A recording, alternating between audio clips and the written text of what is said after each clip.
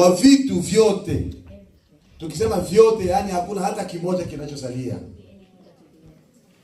Kisha Mungu akaumba Adamu na Hawa.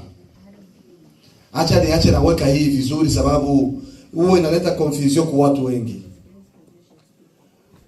Kuna mtu mmoja aliniuliza swali, mchungaji, nataka unifasirie, je, Mungu aliumba mwanamke mara mbili?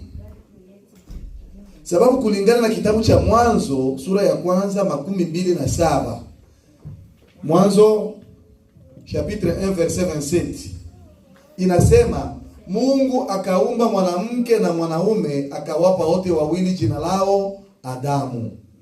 Amen, amen.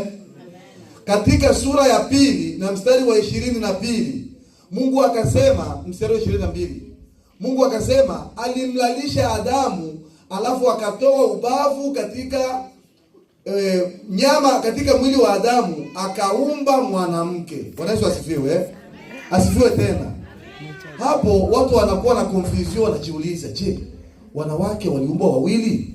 Sasa ni yupi mama yetu huyo Eva mwenye alikula tunda, ni yupi kati ya hao wawili?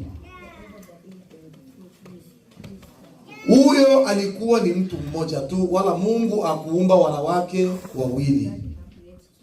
Katika sura ya kwanza ile 27, Mungu alipoumba alisema akaumba mwanaume na mwanamke akawapa wote wawili jina lao Adamu. Ina maana yule Eva alikuwa ndani ya Adamu. Mungu alikuwa anaumba ni watu wawili ambao walikuwa ndani ya mwili mmoja. Kulingana na andiko la sura ya pili na mstari wa 22, pale Biblia inasema Mungu akamlalisha usingizi, akatoa ubavu, akamtengenezea mwanamke. Ni hapo sasa Mungu alipasua ule mwanamume, ule mtu mwingine ambaye alikuwa ndani mwake, ambaye ni mwanamke, akatoka sasa. Ndio sasa wakajikuta wako wawili. Bwana Yesu asifiwe. Kama kuna maswali hapo mnaweza kuandika, alafu tutajibu baadaye kama tutakuwa na muda.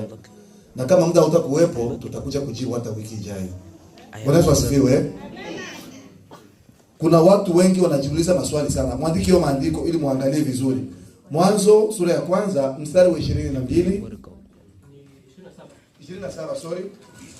Na Mwanzo sura ya pili na 22 kama sijadanganyika.